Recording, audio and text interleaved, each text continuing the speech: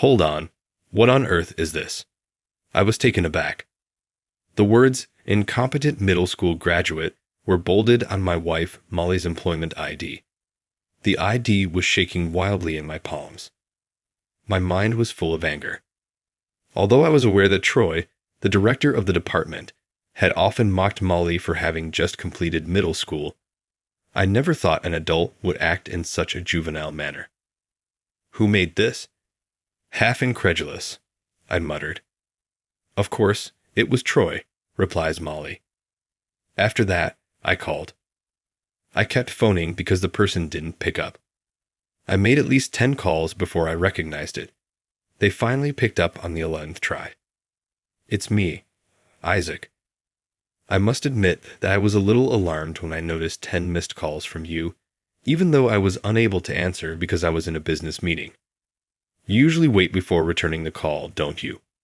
Oh, I see. Isn't this what they call blowing up my phone? Despite my advanced age, I am familiar with some terminology here.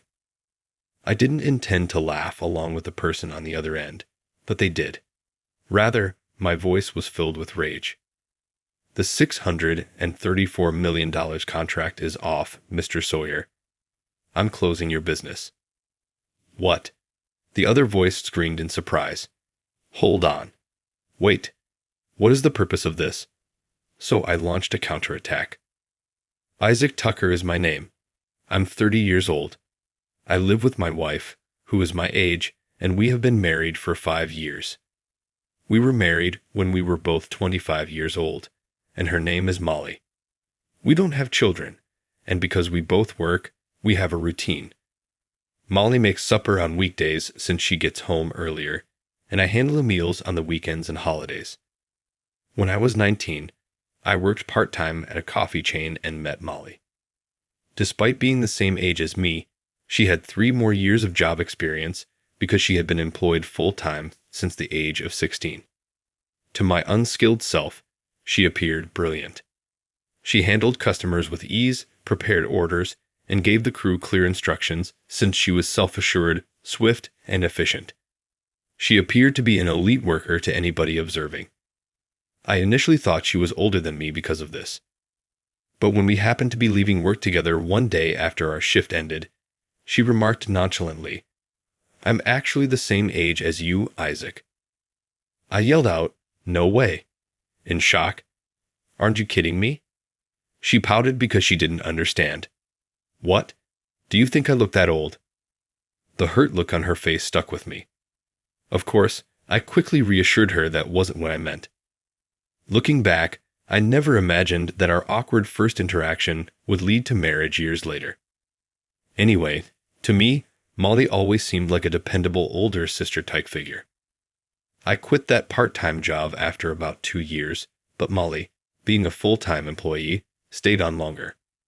When we started talking seriously about marriage, Molly hesitated. My job requires working weekends, which means our days off won't match. Maybe I should look for something else. I told her, Don't worry about me. You should do whatever makes you happy. But a few months before our wedding, she decided to change jobs and became an office worker at a manufacturing company. Do you regret leaving the coffee shop? I asked. Not really. Thinking long-term, I figured an office job would be better. Plus, Mr. Sawyer told me during the interview that if I work hard and get promoted, my salary will go up. And honestly, I'm just happy I get weekends off now, she said. I felt a little guilty, knowing she made this decision partly for our marriage, but I was relieved she found a new job, and I was ready to support her all the way. For a while, she seemed to be doing fine, but one day. My department head, Troy, is such a jerk. He keeps bringing up my education, saying things like, You're just a low education worker. She came home looking exhausted. I knew that even though Molly hadn't gone to high school, she was incredibly capable once she learned something. Don't let it get to you. What matters isn't your education. It's whether you can actually do the job, I reassured her. Luckily, Molly was naturally cheerful. Thanks. Yeah, you're right. If I work hard and prove myself, they'll have to recognize me, she said, raising her fists in determination. I admired her positivity and dedication all over again. For a while, she didn't complain about work, but then she came to me again. "Isaac, do you think I'm useless?" she asked, looking sad. I was shocked. "Of course not. Who told you that?" "It was Troy," she admitted. I thought to myself, Troy again, feeling a surge of frustration. I despised him for speaking so poorly about my wife, but since I had never met the man myself, I decided to focus on the most important thing, lifting Molly's spirits. "Right in front of me, I know just how capable you are, Molly. It must be tough working under a department head like that, but there are people who will recognize your worth. Just keep believing in yourself and doing your job with confidence." At that, Molly clenched her fists and smiled. "You're right. I always feel bad that you have to cheer me up, but thank you. I won't let it get to me. I'll do my best." Seeing her smile reassured me, but at the same time, my distrust toward Troy only grew stronger. As time passed, I noticed Molly looking increasingly exhausted. She used to be the one suggesting, "Hey, there's somewhere I want to go. Want to come with me?" And we often go sightseeing or shopping together. But lately, she had been shutting herself in her room, sighing heavily, or not even getting out of bed. Concerned, I suggested, "How about we go eat something delicious?" But she just murmured, "Yeah, but I don't feel like going out today." Eventually, spending weekends alone became my new routine. I told myself that everyone has times like this, that we didn't have to go out all the time. But seeing how our smiles had dwindled, I couldn't help but worry. I kept inviting her out every weekend until finally she said, "Well, if you insist, maybe I should go out today." So we went shopping downtown. We browsed accessories and clothes in a boutique when suddenly, Molly's face darkened. "Isaac, let's get out of here." I followed her out of the store, but the moment we stepped outside, a man called out from behind us. "Well, if it isn't Molly, a middle school graduate shopping for new clothes. You should just stick to wearing second-hand junk for life." The words were sharp and cruel. Molly didn't say a word. She just stood there, her expression tense. I immediately had a hunch. I turned to the man and asked, "Are you by any chance from Molly's company?" "Nice to meet you. I'm her husband, Isaac." "Thank you for looking after my wife." The man scoffed, barely acknowledging me. Then he turned back to Molly and sneered.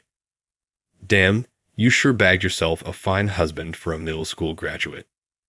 His rude attitude, insulting her right in front of me, made me so angry that I wanted to grab him by the collar. But I held back and forced a bright, fake smile as I deliberately responded with words I didn't mean, saying, "Oh, I'm flattered. I wouldn't say I'm impressive at all. In fact, I'm glad that Molly has a boss like you." Then, lowering my voice so he couldn't hear, I added, "A truly remarkable boss who can't even manage a proper greeting." The man frowned in confusion and glared at me. "Let's go, Isaac." "Excuse us," Molly said. With that, she took my hand and led me out of the store. It was then that I realized the rude man from earlier was none other than Troy, Molly's workplace nemesis. He really did have an awful attitude, and I could only imagine how stressful it must be to work with him every day. Thinking about it, I said, "Hey, Molly, if you're not happy at your job, you don't have to stay. I can support us so you can quit if you want." She smiled and replied, "Thank you, but I don't want to give in so easily. I'll keep trying." Hearing that, I couldn't help but worry if she was pushing herself too hard. "Does Troy always talk to you like that?" I asked, genuinely concerned. She sighed. "He's always bringing up my education, constantly reminding me that I only have a middle school diploma, like it makes me beneath him. But honestly, people assume that if someone didn't finish high school, it must be because they were neglected or just lazy. I get it. And in the end, it's my own fault that I didn't go to high school." She said it with a hint of sadness in her voice. I immediately spoke up, trying to reassure her. Molly, that's not true at all. The reason you didn't go to high school, or rather, Coolden, wasn't your fault. At an age when you should have been focusing on studying and your future, you were helping your family. And because of that, you stepped into the workforce earlier than most people. That's something to be proud of. You've always worked so hard. I respect you so much. I knew that Molly hadn't gone to high school because her parents divorced when she was in middle school, and she grew up in a single-mother household. Her mother wasn't in good health, and financially, things were tough. But it wasn't like her mother had asked her. Molly had made that decision on her own, choosing to enter the workforce early to help. The fact that she had risen into a managerial position at such a young age was something I had always admired about her. Hearing my words, Molly suddenly burst into tears. I'm sorry. It's just that I can't seem to prove myself at work. I chose to work instead of going to high school because of my family situation, but because of that, I've only caused embarrassment for you and my family. Having someone like me in the family must be humiliating, right? I'm really sorry. She sobbed uncontrollably, tears streaming down her face.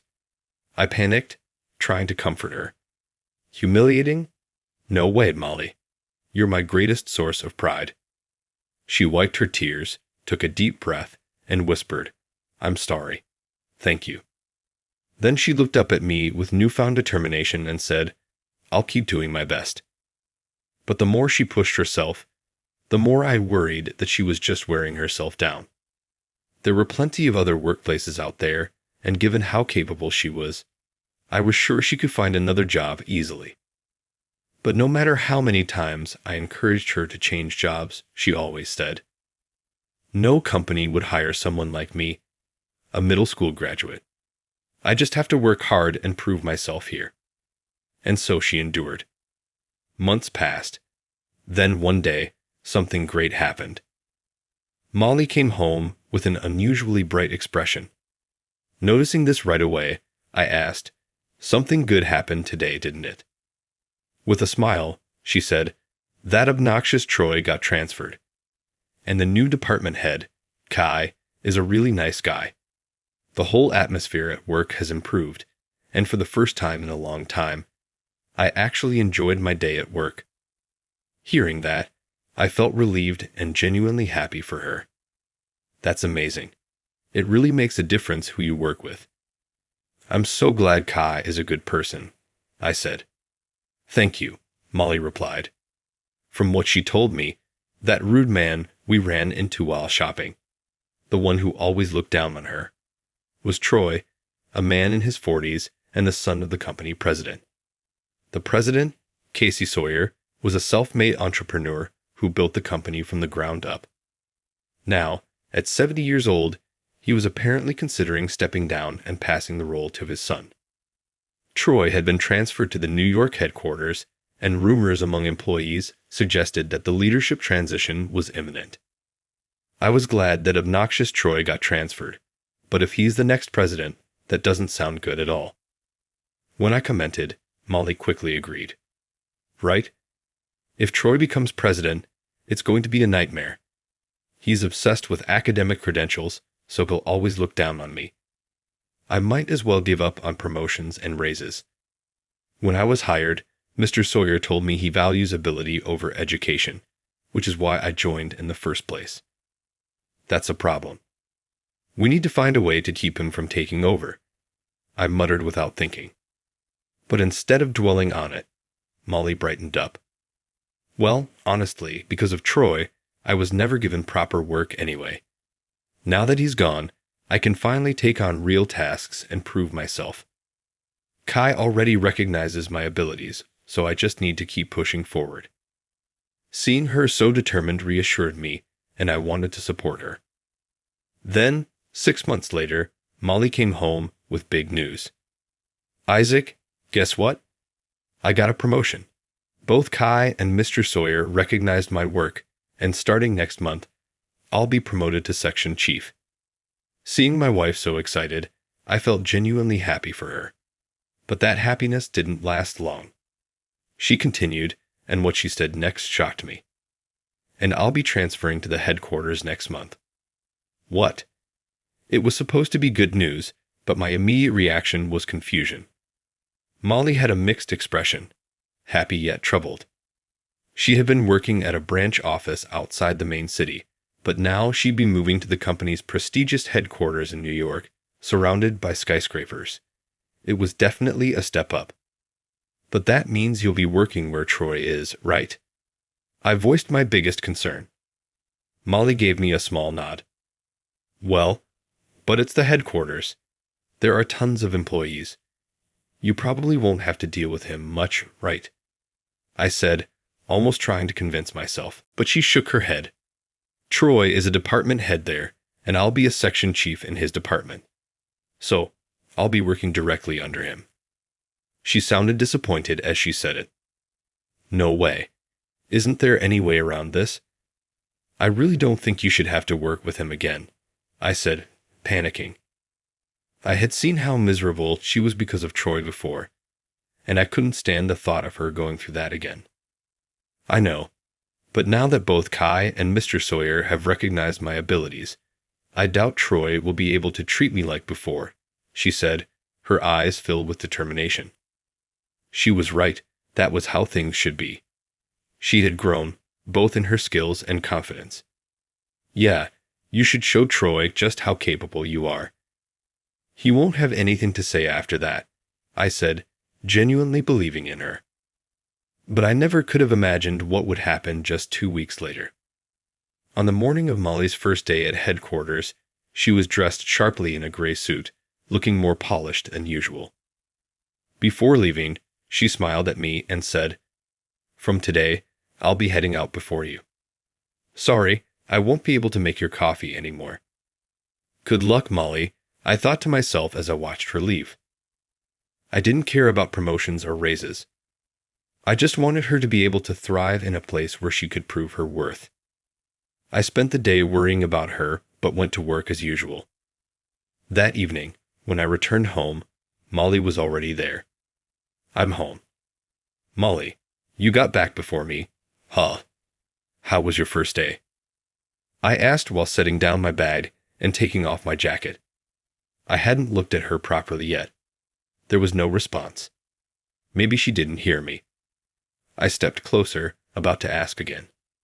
Then I looked at her face and froze in shock. She was crying. "What? What happened? Molly, what's wrong?" I panicked.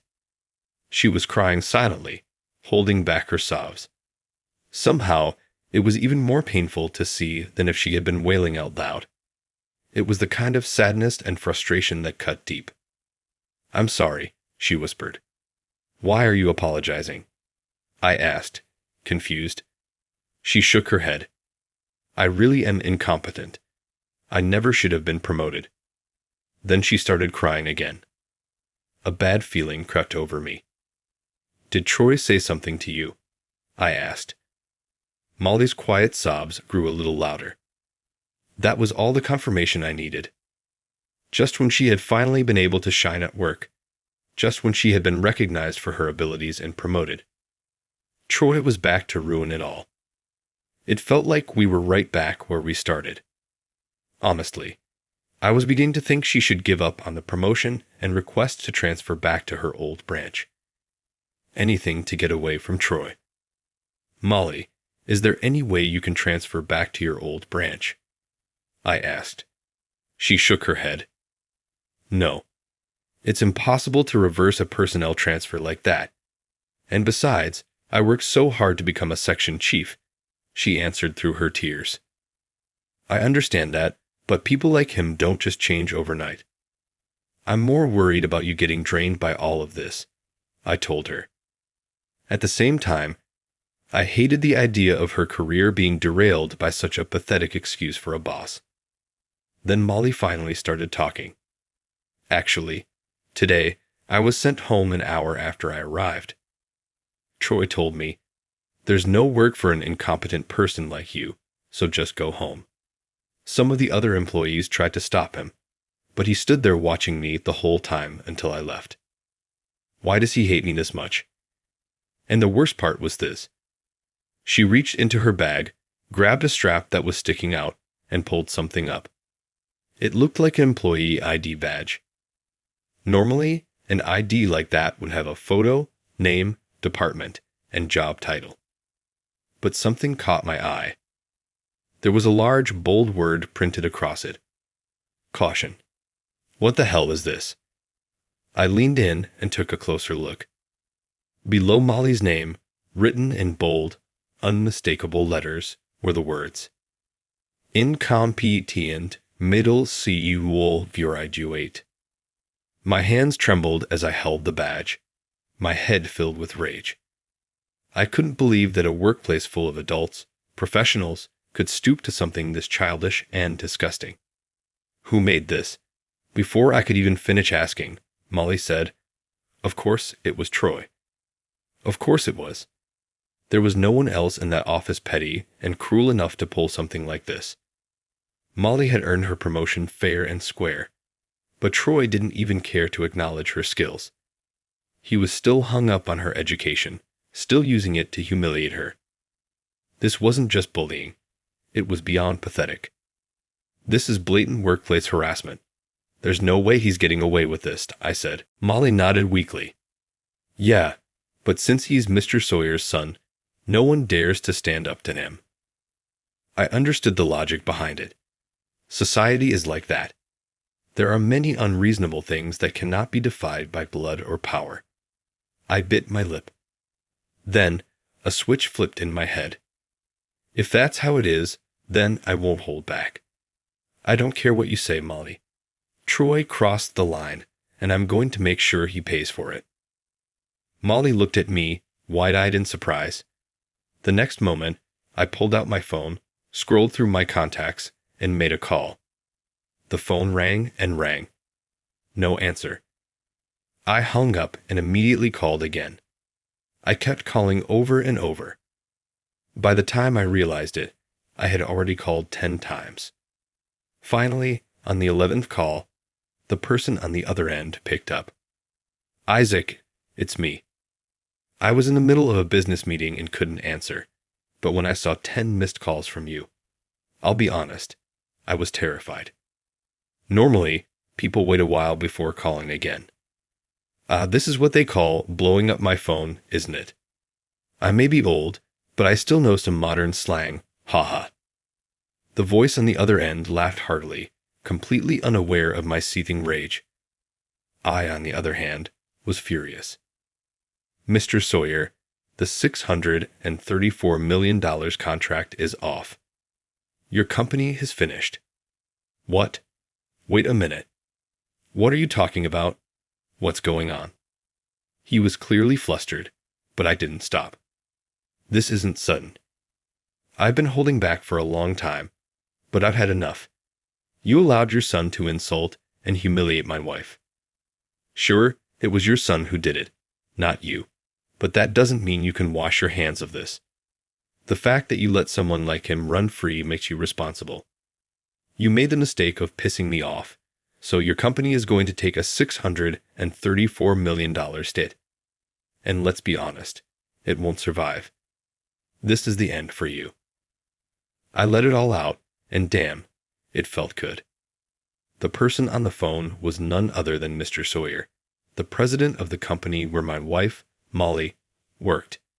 And as for how I knew him, well, that was simple.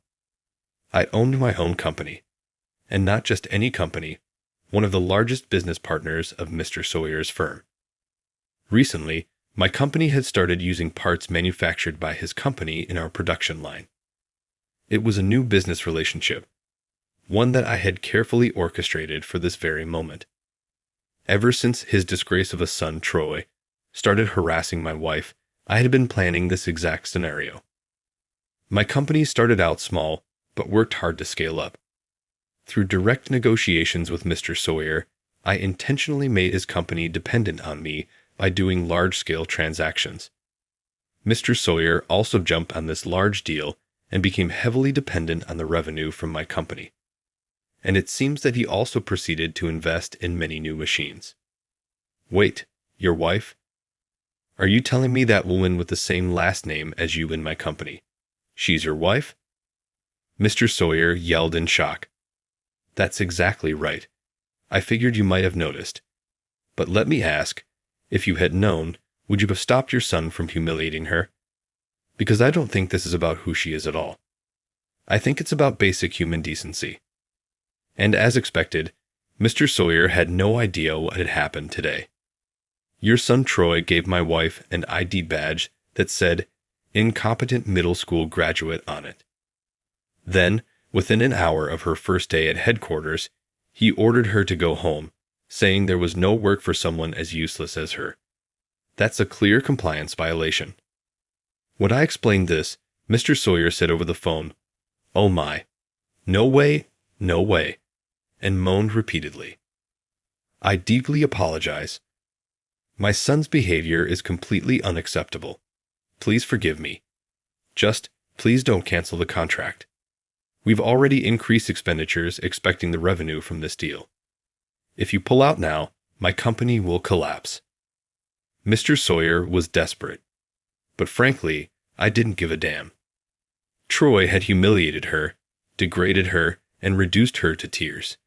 That was unforgivable. And letting it happen, raising someone like that and planning to hand over a company to him, made Mr. Sawyer just as guilty in my eyes. "I'll do anything. Anything. Just please don't destroy us. I beg you. Isaac, please." Mr. Sawyer was pleading now, practically groveling.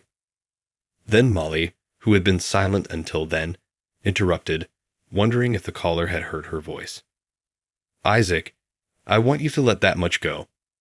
Mr. Sawyer is not a bad person. It's Troy who is bad. God, my wife was too kind.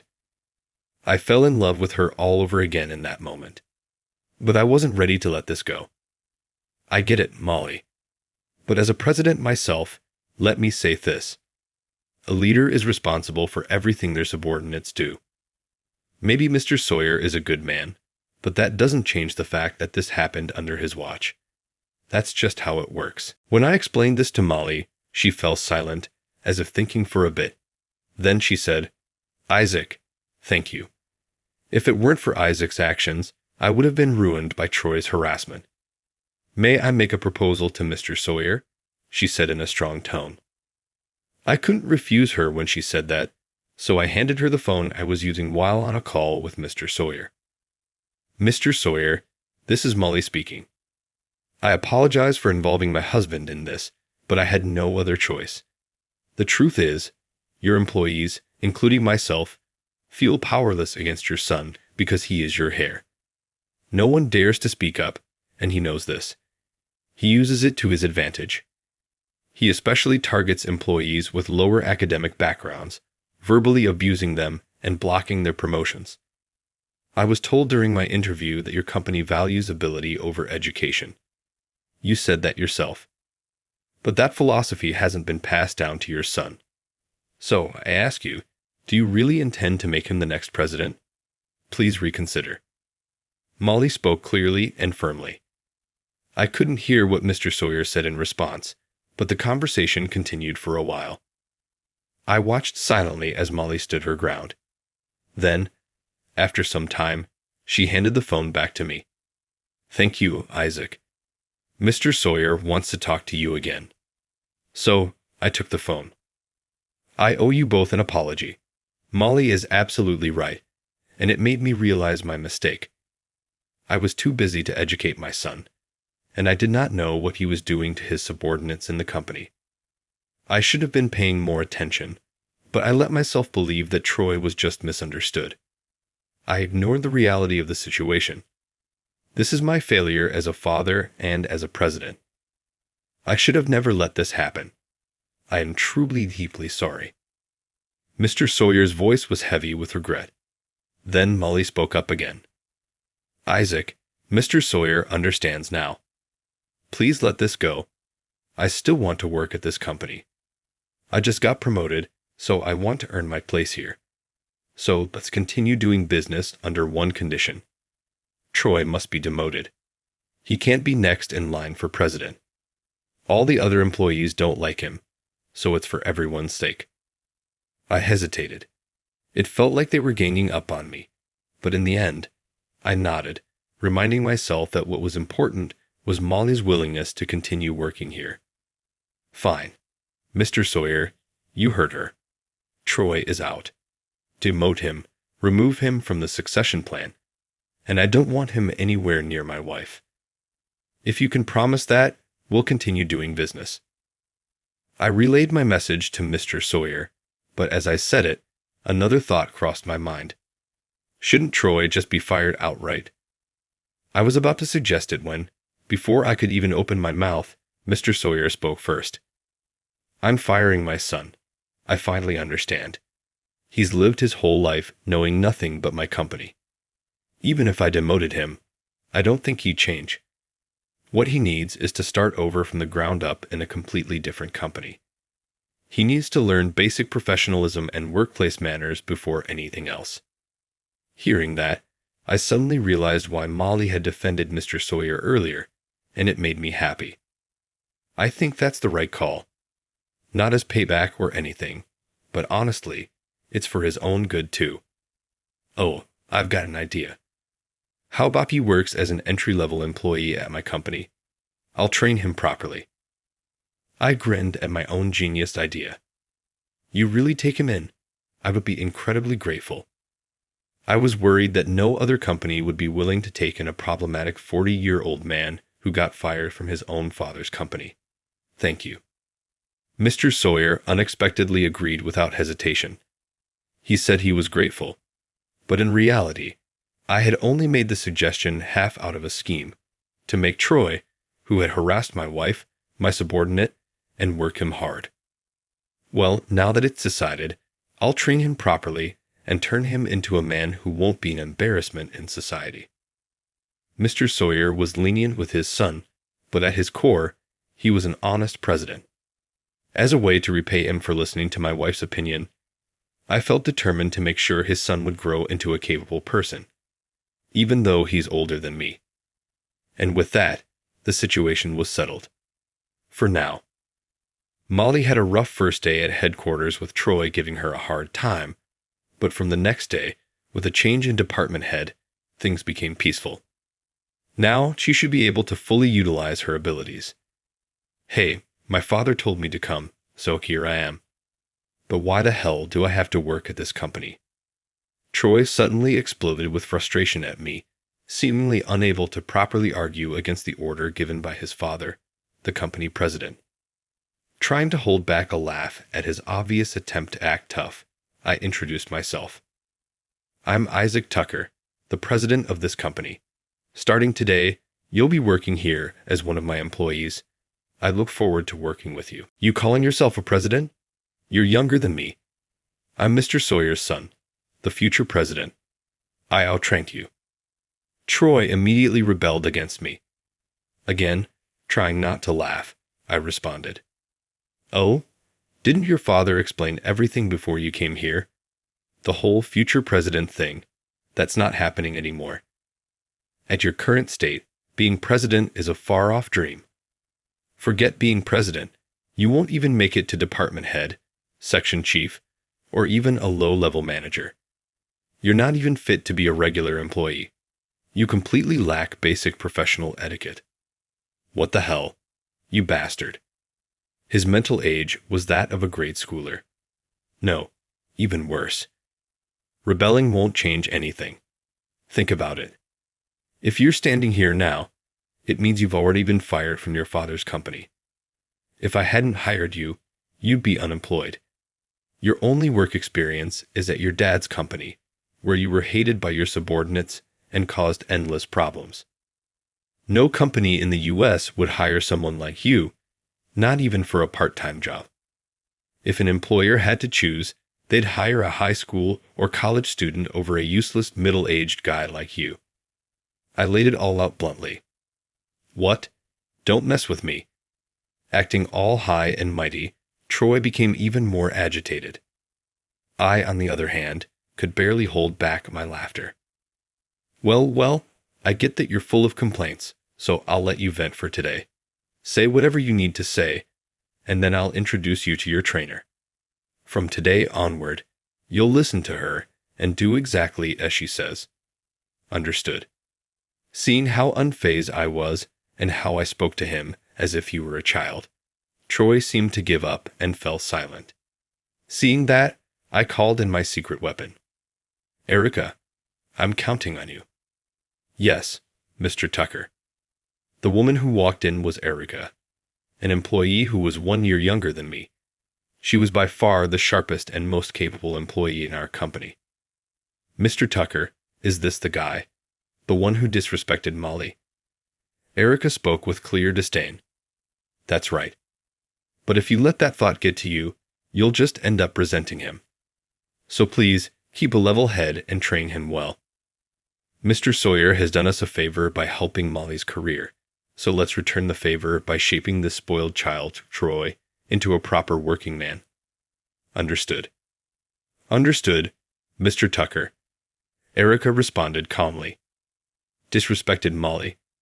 What the hell are you talking about? Troy shouted, confused. What am I talking about? Don't play dumb. Molly is Molly, the wife of Mr. Tucker, who's standing right in front of you. I heard you insulted her repeatedly at the company. You see, back in our college days, I worked at a coffee shop with both Molly and Mr. Tucker. Molly was the most brilliant and capable senior I had. She was someone I deeply respected. And yet, you, a clueless second-generation heir who knows nothing about the real world, had the nerve to insult her. Do you understand why I'm furious? I will never forgive you, so be prepared. Although she became emotional mid-sentence, Erica finished her words in a calm tone. What the hell? How did this even happen? Molly? She's a middle school graduate, isn't she? With such low education, she deserves to be looked down on. As soon as Troy said that, Erica spoke up again. That's right, and as I just told you, she is also the wife of our company president. Were you even listening? You just disrespected the wife of the person who was about to hire you. Do you get that? Watching Erica nearly scream in anger, I almost burst out laughing. Troy, overwhelmed by her intensity, shrank back. I'm sorry, Troy finally apologized. You think it's okay to look down on someone just because they have less education.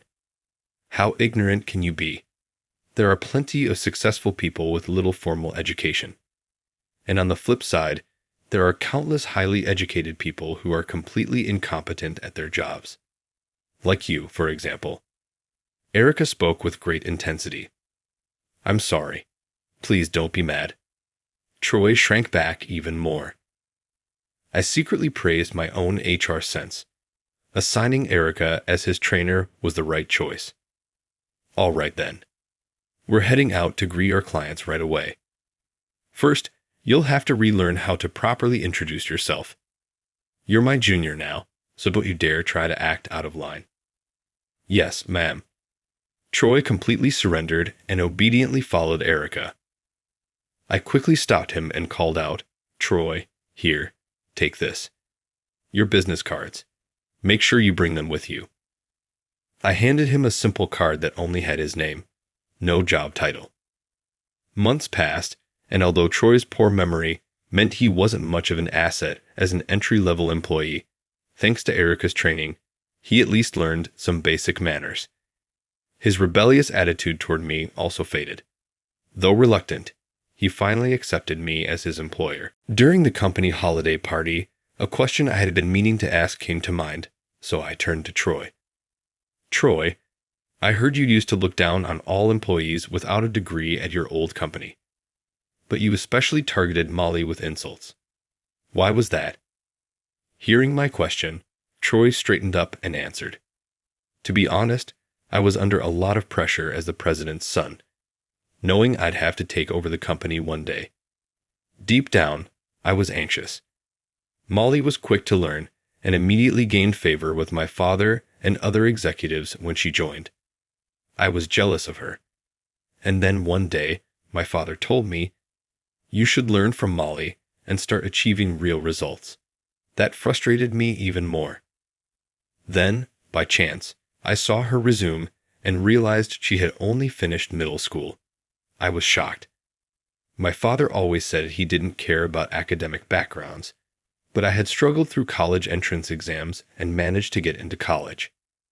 I wanted that effort to be recognized, but instead, my father kept praising Molly's work. That's when I decided, if I couldn't beat her in performance, I'd look down on her education. I nodded in understanding. Troy, in his childish desire for his father's approval, had seen Molly as a rival and abused his position to torment her. "You were truly an idiot," I said bluntly. Troy, as if squeezing it out from deep within, muttered a sincere apology. Watching him, I realized how much he had changed since joining my company. And so, time passed. 10 years went by. 7 years ago, my wife and I had a daughter, making us a family of 3. Before giving birth, Molly took maternity leave and then returned to work. However, when our daughter started elementary school, she decided to change careers. Using her years of experience as a coffee shop employee, she opened her own cafe. Even before launching her business, her career as a corporate employee had been remarkable. At Mr. Sawyer's company, she was promoted to section chief 6 months after joining the headquarters. Another 6 months later, she became a department manager. Her rapid rise surprised many, but her skills were undeniable, and everyone in the company fully supported her well-earned promotions. Compared to when Troy was a department manager, things were completely different. Molly was well respected by her subordinates, and the company's revenue was steadily increasing, much to Mr. Sawyer's delight. Even when she went on maternity leave, the entire staff begged her to return as soon as possible. So when she decided to leave the company and open her own cafe, not only Mr. Sawyer, but all the employees tried to convince her to stay. In the end, everyone respected her decision, and she left on good terms. Many of her former employees now visit her cafe to take a break from work, further proving how well-liked and respected she was.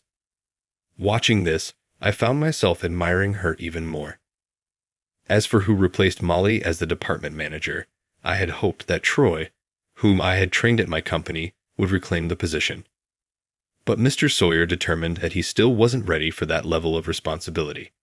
Thanks to Molly, the department had already developed strong talent, so instead of his son, Mr. Sawyer promoted another trusted employee to the role. "I'm sorry, Mr. Tucker. It seems my training wasn't enough to turn Troy into someone Mr. Sawyer could recognize as a leader," Erica apologized to me. But it wasn't her fault. Troy, whose mental age had been shockingly low when he first joined, still had a long way to go before he could truly be management material. And he understood that himself. So even after 10 years, Troy is still working at my company, continuing to do his best. "Mommy, there's a customer." Our daughter, Luna, had just come back from school and was stopping by Molly's cafe for a snack when she spotted a man at the entrance and called out to her mother. Molly came out from the kitchen, and the man hesitated slightly before ordering. "I'll have an iced coffee and, the strawberry tart, please. You worked as a department manager at my father's company, raised a child, and now you've successfully opened your own cafe. I really respect you. I said a lot of terrible things about your education back then, and for that, I'm truly sorry. It's fine, Troy. I'm not the type to hold grudges over the past. Since you're here, take your time and relax at the cafe." Troy smiled, looking genuinely happy. After taking a sip of his iced coffee, he smiled again. I watched the scene unfold from the shadows, feeling unexpectedly touched. I couldn't help but think that I could never match Molly. She was warm, broad-minded, and incredibly intelligent. I had asked her multiple times to come work at my company, but her answer was always the same. "If I helped out, I'd just slow you down, Isaac, so I'll pass." I knew she only said that out of excessive modesty, and every time, I thought to myself how completely wrong she was. But now I wonder, Maybe she meant that she was so capable that she'd expose all of my weaknesses. Maybe that's what she meant by slowing me down. I don't think I'll ever ask her directly because I'm honestly too scared to hear the answer. But one thing is certain, Molly makes the people around her happy, and I'm grateful that Luna and I are the ones who get to stay closer to her in that circle.